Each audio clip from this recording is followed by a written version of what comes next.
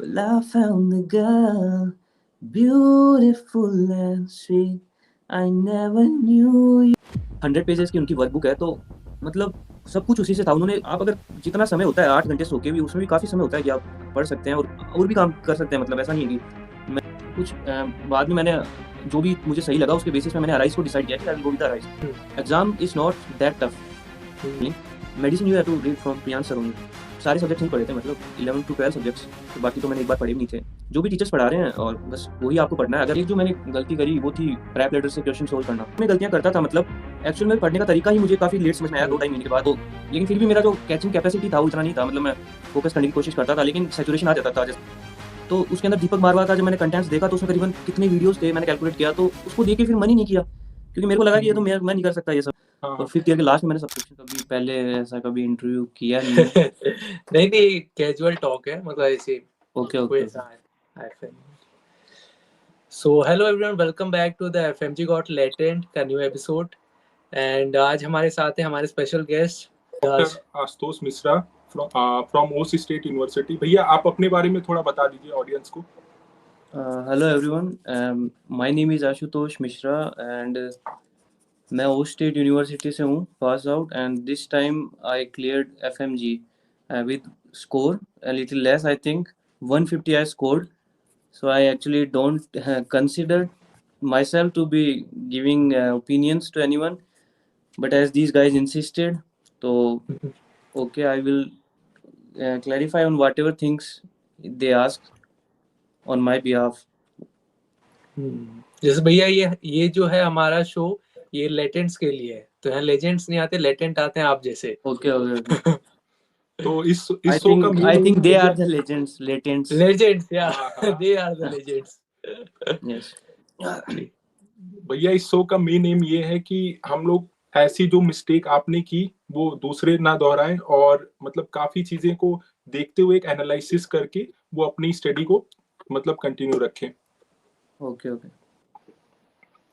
तो भैया आप अपनी थोड़ी सी जर्नी बताइए पहले कि आप कैसे वहाँ पे ओश वगैरह में कैसा आपका था पूरा सिस्टम वगैरह ओश में रहने एक्चुअली वगैरह। सबसे पहले जो मैंने बायो स्ट्रीम लेके फिर नीट का जो यूजी का एग्ज़ाम होता था वो दिया था, तो उस टाइम पे समझ में आ गया था कि पढ़ना तो नहीं है अपने बस का। सो उसमें भी कम ही मार्क्स आए थे, फिर उसके वो बाईपास करके मैंने ये चूज़ किया फॉरेन से एमबीबीएस करने का, जिसमें भी मेरा मतलब ऐसा मोटिव ये नहीं था कि मेरे को एज ए डॉक्टर ही बनना है, बस मुझको एक्सप्लोर करना था। शायद ये एक मेन रीज़न था कि मुझे फॉरेन फॉरेन एक्सप्लोर करना था, या मतलब घूमना था, मुझे बाहर जाना था। तो उसके बाद फिर मैंने ये चूज़ किया और मैंने फिर एडमिशन लिया था ओस स्टेट यूनिवर्सिटी में। और तो कॉलेज के टाइम पे मैंने नहीं पढ़ा था, मतलब इतना। उस टाइम पे मैंने एग्ज़ाम के बारे में शायद लास्ट ईयर जब था, जब थोड़ा सोचने लगे थे हम, तो फ्रेंड्स को देखता था अक्सर वो पढ़ते रहते थे प्रैप और मैरो से। तो मतलब मुझे वो उसमें इतना एक्सटेंसिव कंटेंट था, तो वो तो देखकर मुझे लगता था कि ये तो मैं पढ़ ही नहीं पाऊँगा, मतलब। तो मुझे हमेशा ऐसा लगता था कि शायद मैं तो नहीं पास हो पाऊँगा, या फिर मुझे शायद काफ़ी अटेम्प्ट्स लग जाएँगे पास होने में। तो भैया लुकिंग आपने एट कोई द सब्सक्रिप्शन लिया था, मतलब फर्स्ट ईयर से फिफ्थ ईयर तक कोई प्रेप लैडर या मैरो एक्स वाई जेड? नहीं, तो मतलब सब्सक्रिप्शन आपने नहीं। तो पढ़ाई मैंने कुछ भी नहीं मैंने की? लिया था मैंने लिया था सब्सक्रिप्शन फिफ्थ ईयर के लास्ट में। हमारा 5 ईयर का ही कोर्स था, हाँ और हाँ। फिफ्थ ईयर के लास्ट में मैंने सब्सक्रिप्शन लिया था। तो बेसिकली भैया आपने कुछ नहीं पढ़ा है, मतलब एक लास्ट ईयर में कुछ मंथ्स पढ़े होंगे आने से मैंने पहले। कोशिश की थी मैंने, बट मैंने जब देखा, मैंने उसके अंदर जैसे मेडिसिन पढ़ने की कोशिश की, तो उसके अंदर दीपक मारवा का जब मैंने कंटेंट्स देखा तो उसमें करीबन कितने वीडियोस थे, मैंने कैलकुलेट किया, तो उसको देख के फिर मन ही नहीं किया, क्योंकि मेरे को लगा कि ये तो मैं नहीं कर सकता, ये सब इतना तो पॉसिबल ही नहीं था मेरे लिए। तो मैं तो अल्टरनेट भैया सोर्स ढूंढने लगा। यहाँ से जाने के बाद आपने क्या ज्वाइन किया, मतलब क्या रहा एक सफर, मतलब शुरू कैसे हुआ? हाँ, यहाँ से ओस्ट से आने के बाद इंडिया, हम्म। पोस्ट से आने के बाद एक्चुअली में जो सीनियर से सुना था वो ये सुना था कि काफ़ी ऐसे क्वेश्चंस आते हैं, और तो उनको देख के भी ऐसा लगता था कि शायद काफ़ी टफ एग्ज़ाम होता है। बट उसके बाद फिर मेरे को समझ में आ गया था कि मेरे लिए ऑनलाइन पढ़ना तो पॉसिबल है ही नहीं, और ये वीडियो लेक्चर्स इतने एक्सटेंसिव कंटेंट जो है वीडियो लेक्चर्स अटेंड करना तो मुझे लगा कि मेरे लिए वो पॉसिबल नहीं है, तो मेरे पास एक ही ऑप्शन था कि मुझे कुछ ऑफलाइन कोचिंग ज्वाइन करना था। बट उसमें भी मेरे लिए एक प्रॉब्लम थी कि उसके अंदर मुझे मालूम चला कि सुबह से 8 बजे से रात 8 बजे तक कुछ टाइमिंग्स होते हैं कोचिंग के, इतना बैठना होता है। तो वो भी मेरे लिए मतलब मेरे को लगा कि मेरे लिए शायद पॉसिबल नहीं होगा। तो फिर मैंने कोचिंग्स देखी और फिर 2 कोचिंग्स थी उसमें अवेलेबल, मिस्ट एंड अराइज़, जो 2 प्रेफ़रेंसेस थे। मिस्ट के बारे में ही मोस्टली सुना था सभी सीनियर से। तो कुछ बाद में मैंने जो भी मुझे सही लगा उसके बेसिस में मैंने अराइज़ को डिसाइड किया कि I will go with the arise. ऐसा नहीं है कि मिस्ट कोचिंग अच्छा नहीं है, मतलब coaching are good. Mist is good as well and Arise is good as well. तो कोचिंग सभी अच्छे हैं, वो आपको डिसाइड कर सकते हैं आपके प्रेफरेंसेस के बेसिस पे। तो then I went with the Arise and Arise Jaipur offline batch and started preparing for the and I remember first their initial classes were radiology classes, and Khalil's radiology classes were there initially. So um, I I just wasn't able to cope up to even afternoon, क्योंकि मेरे लिए तो वो possible नहीं था कि मैं कभी क्लास अटेंड की थी ओश में वैसे, तो वो मैंने इसीलिए अटेंड की थी ताकि एक हैबिट बन जाए बैठने की। वो भी हैबिट भी बनाना एक इनिशियली मेरे लिए मुश्किल था। तो शुरू में तो मैं जैसे मैं काफ़ी दोपहर तक तो मैं ऐसे कभी-कभी आ जाता था उठ के भी काफ़ी बार कोचिंग से। शुरू में ऐसा हुआ, लेकिन मेरे को फिर ऐसा लगने लगा कि शायद मैं नहीं बैठ पाऊँगा, या फिर मैंने उस टाइम फ़ीस भी नहीं जमा की थी कोचिंग की। तो मुझे लगा कि शायद मैं कैसे सस्टेन कर पाऊँगा इसको इतने लंबे समय तक। लेकिन फिर वो धीरे-धीरे हैबिट हो गई थी फिर। 10 दिन 15 दिन तो, लेकिन फिर भी मेरा जो कैचिंग कैपेसिटी था वो इतना नहीं था, मतलब मैं फ़ोकस करने की कोशिश करता था लेकिन सैचुरेशन आ जाता था। जैसे कि मॉर्निंग में बैठते थे तो 11-12, दोपहर के 11-12 1 बजे तक सैचुरेशन मेरा आ जाता था। उसके बाद में I just used to listen, but I don't catch up much. So ऐसा होता था फिर, बट स्टिल मैं क्लास में बैठता था और सारी क्लास मैं अटेंड करता था। ऐसा नहीं है कि मुझे सब समझ में आता था, लेकिन फिर भी मैं सारी क्लासेस अटेंड करता था just to get the notes, just to get the notes done. So my workbook I used to keep complete, so I can study at home. अच्छा भैया, तो जैसे मेरा मान लीजिए आपने यहाँ तो उसमें उतनी नहीं पढ़ाई की, लास्ट ईयर में आपने बताया कि सब्सक्रिप्शन लिया, उससे भी उतना पढ़ाई नहीं हुआ आपका। तो वहाँ हाँ, जाके मतलब मान लीजिए आप तो लेक्चर्स वगैरह वो सब ऑफलाइन आप अटेंड करते होंगे, लेकिन फिर रिवीजन वगैरह के लिए आप क्या करते थे? मान लीजिए अटेंड तो सब लोग कर रहे हैं, लेकिन फिर वो रिवाइज नहीं हो पाता है कंटेंट सेम डे पे। हाँ, सेम डे पे रिवाइज नहीं हो पाता था, मेरे से भी नहीं हो पाता था। लेकिन मेरे को मैं ये शुरू में गलतियाँ करता था, मतलब एक्चुअल में पढ़ने का तरीका ही मुझे काफ़ी लेट समझ में आया 2 ढाई महीने के बाद। एक्चुअल में पहले इनिशियली मैं क्या करता था, जो टीचर्स पढ़ाते थे, मैं उसको एज़ ए परफेक्ट लर्न करने की कोशिश करता था, मतलब लेकिन वो पॉसिबल होता नहीं था क्योंकि टीचर्स जो होते हैं एक्चुअल में एक दिन में वो 30 से 40 पेज का कंटेंट पढ़ा देते हैं, तो उसको हाँ। बाय हार्ट पूरा रिमेंबर करना उस दिन पॉसिबल होता है भी नहीं है और वो करना भी नहीं होता है। You just have to go through at once. You have to just go through all the pages for once, just keeping the main headlines, or just keeping main topics, headings in the mind.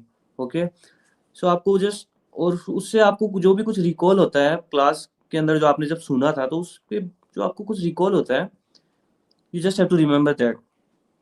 फिर जब आप उसको, you don't have to go for the perfection at once, but you just have to keep revising it. जब आप उसको बार-बार पढ़ते जाएँगे तो हर बार आप कुछ ना कुछ गेन करते चलेंगे।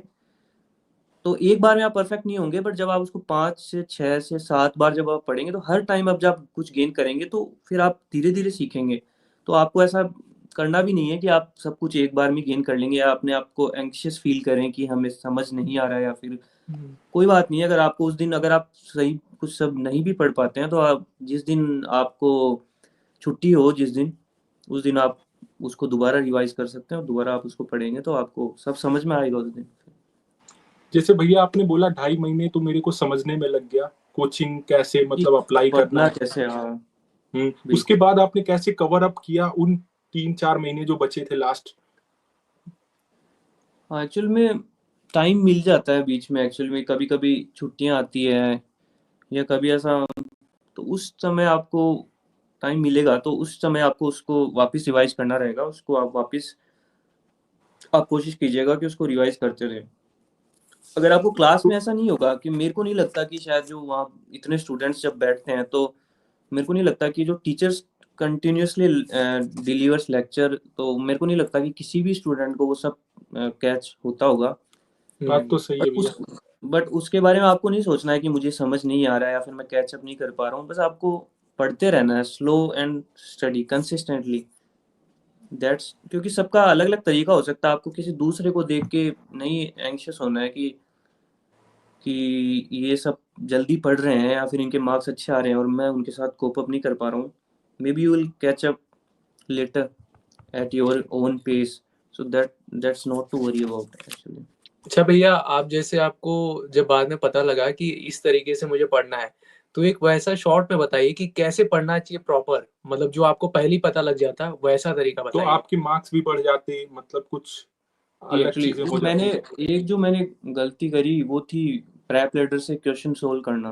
तो मैं सबको यही एडवाइस करूंगा कि आप प्रैप लेटर से क्वेश्चन सोल्व मत कीजिएगा। आप प्रैप लेटर यूज़ कर सकते हैं for studying, for lectures, for LLR and for notes. पढ़ने के लिए आप यूज़ कर सकते हैं मतलब, लेकिन आप क्वेश्चंस के लिए उसको यूज़ मत कीजिएगा, क्योंकि जो जो प्रैप लेटर में जो क्वेश्चंस का जो पैटर्न है, इट्स नॉट पर the what pattern being asked in the FMG exam actually. It's so I will prefer Mero. So एक मैं अपनी ये गलती मानता हूँ कि मेरे पास प्रैप लेटर था और मैं उसी से क्वेश्चन करता था। कुछ टीचर्स ने हमें कहा था कि प्रैप से क्वेश्चन करने के बजाय आप मैरो से करें, बट मैंने उस पर इतना ध्यान नहीं दिया। मुझे लगा कि तो मैं प्रैप से ही क्वेश्चन करता रहा और मैंने जीटी इतने दिए नहीं थे, बट एक दो जीटी दिए थे तो उसमें मेरे मार्क्स कम आए थे। तो मुझे लगा था कि मैं तो पास नहीं हो पाऊंगा। तो मेरे को बिल्कुल भी कॉन्फिडेंस नहीं था, क्योंकि just because of prep letter I got low in confidence because I scored less marks, because the questions in the prep letter are very different from what being asked in the exam. Marrow is better, and the questions on the Marrow are like what is asked in the exam. I have seen that. So मैं यही बात बोलूँगा कि marrow से question करिएगा, और अगर आप मैरो का पूरा प्लान नहीं लेके आप उसका क्यू बैंक एक प्लान क्वेश्चन भी। बैंक का इंडिविजुअल क्वेश्चंस के लिए उसके अंदर प्लान है तो वो आप ले सकते हैं। और बाकी तो मैं ये बोलूँगा कि जो आपका जो स्टडी मटेरियल है ना, वो may be the preferences may be different, but for me I think that जो स्टडी मटेरियल है कोई भी सब्जेक्ट का should not be more than 200 pages I think. और शॉर्ट सब्जेक्ट्स के लिए तो should not be more then 100 pages. तो आई प्रैप लेटर पे मैंने देखा कि जैसे नोट्स हैं उनके 600 800 पेजेस के, तो मैं तो बिल्कुल भी सजेस्ट नहीं करूंगा कि वो आप, बिल्कुल भी मैं अच्छा प्रेफर भैया, नहीं करूंगा आपने कि आपने अराइज ज्वाइन किया तो अराइज को ही पूरा फॉलो किया था कि बीच में आपका दिमाग कहा कि नहीं स्विच कर लेते हैं कुछ सब्जेक्ट्स को, ऐसे मतलब होता है ना बच्चों के साथ कि ये समझ में नहीं आ रहा है, ऐसा कुछ?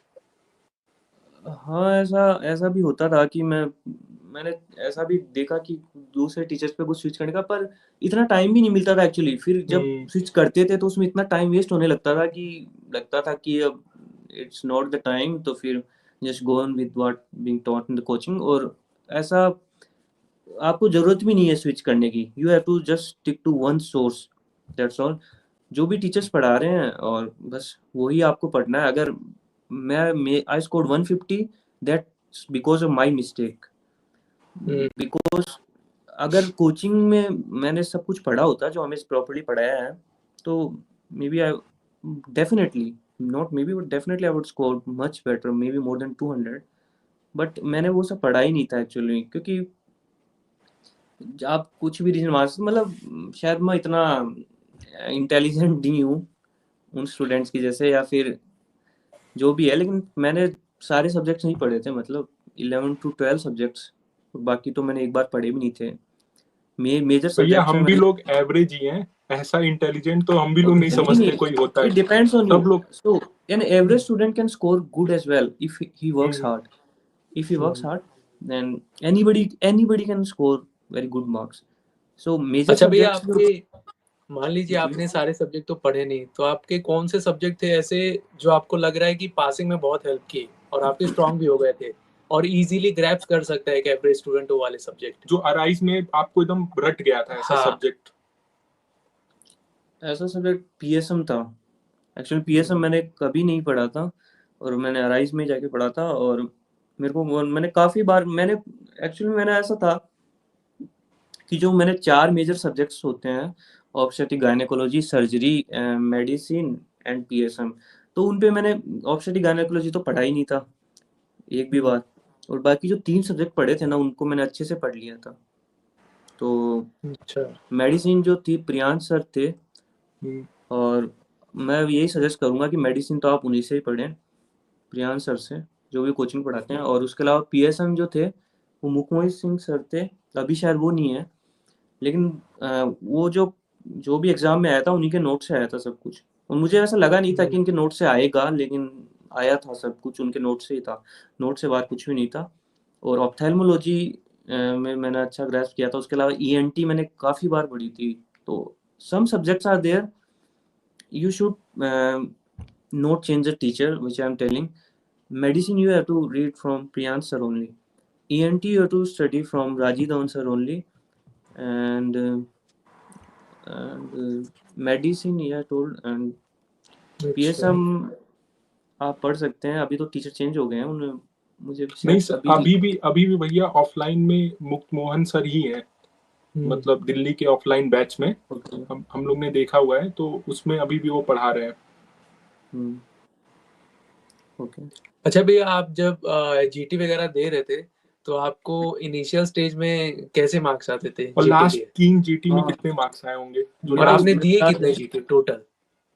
मैंने करीबन 4 से 5 जीटी दी होंगी शायद, जिसमें मैंने सिर्फ एक बार मेरे 150 से ज़्यादा मार्क्स आए थे सेकंड लास्ट जीटी में, जो मैरो से दिया था मैंने, उसमें मैंने सिर्फ अबाव 150 मार्क्स आए थे। बाकी प्रैप से तो कभी आए नहीं 150 से अबाव मार्क्स। तो इनिशियली मतलब कहाँ स्टक हो जाते थे?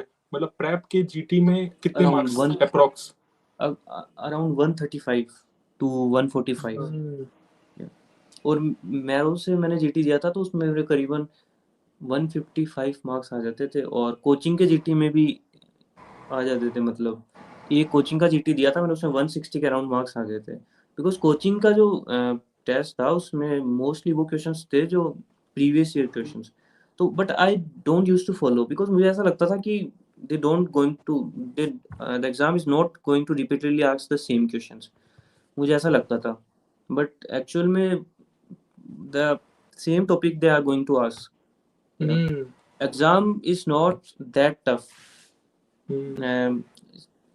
I scored less, but still I will say that exam is not as tough. कुछ आपको भी लगा होगा मिस्टेक हुई होगी? कुछ some questions are that more theory based, but most of the questions are doable. Like if you study well, then आप अगर अच्छी मेहनत करते हैं और ठीक ठाक आप अगर कंसिस्टेंसी से पढ़ते हैं, ऐसा नहीं है कि आपको कभी नींद खराब करने की ज़रूरत है, या फिर आप अगर जितना समय होता है 8 घंटे सो के भी, उसमें भी काफ़ी समय होता है कि आप पढ़ सकते हैं और भी काम कर सकते हैं। मतलब ऐसा नहीं है कि मैं बीच में मूवीज़ भी देख लिया करता था। एग्ज़ाम से 4-5 दिन पहले मुझे याद है मैंने मूवी देखी थी हैंगओवर। सर क्लास में ही सजेस्ट की थी, सलमान सर थे माइक्रो के। Micro I will also suggest that you must study from Salman sir. Salman कमाल सर हैं, 100 पेजेस की उनकी वर्कबुक है। तो मतलब सब कुछ उसी से था। उन्होंने क्लास में पढ़ाते टाइम बज़ वर्ड्स, तो एवरी माइक्रो ऑर्गेनिज्म के साथ उन्होंने एक बज़ वर्ड को रिलेट किया था, जैसे कि चाइनीज लेटर अपीरियंस, ऐसा। तो बज़ वर्ड्स क्वेश्चंस बस वही थे, डायरेक्ट बज़ वर्ड से क्वेश्चन थे एग्जाम में। तो everything was from there. So micro you must study from Salman sir, Salman Kamal. अच्छा भैया, आप जिस दिन एग्जाम देने गए उस दिन आपको ऐसे मतलब कितने क्वेश्चन लगे 300 में से कि ये तो मुझे 110% सही है, मुझे मतलब पता है कोचिंग में पढ़ाया गया है और सब चीजें मतलब एग्जैक्ट वहीं से आ रही मैं है। सही कर रहा हूँ। एक्चुअली मुझे सबसे पहले तो जब मैं एग्जाम देने गया था तो मुझे कॉन्फिडेंस नहीं था कि मैं पास हो जाऊंगा, लेकिन मुझे ऐसा लगता था कि मैं शायद, मुझे कॉन्फिडेंस नहीं था एक्चुअली में। लेकिन जब मैंने पेपर दिया और मैंने जब क्वेश्चन करना स्टार्ट किए तो मुझे कॉन्फिडेंस बिल्ड होने लग गया उस टाइम, क्योंकि मुझे क्वेश्चंस आ रहे थे उसमें काफी। तो मुझे लग रहा था कि हाँ, क्वेश्चंस तो सभी थे जो सब नोट्स में ही थे, ऐसा नहीं था कहीं भी, ऐसा फील नहीं हो रहा था कि क्वेश्चन आउट ऑफ सिलेबस है कहीं भी। तो मतलब क्वेश्चन देख के मुझे ऐसे कॉन्फिडेंस बिल्ड होने लग गया था, और मुझे ऐसा लग रहा था कि मुझे ऐसा ही लग रहा था कि मेरे करीबन 160 के आसपास क्वेश्चन सही हो जाएंगे, ऐसा ही लगा मुझे। तो उस वही मेरा स्कोर रहा। और मतलब क्वेश्चंस के थोड़े ऑप्शंस जो होते हैं ना, क्वेश्चंस इजी होता है, you will get the question easily, but the questions options, they are some kind of very tricky similar kind of questions, tricky options, type में tricky type. So option. questions are easy, but the options are somewhat you're gonna do mistake. They will make you do mistake. Like options are such. भैया इसी अब and करते हैं इस show को।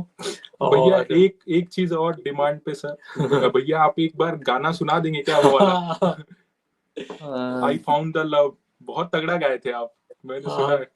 हमने वो देखा था आपका रील भी, तो बोले थे यार एक बार तो सुनना है भैया से।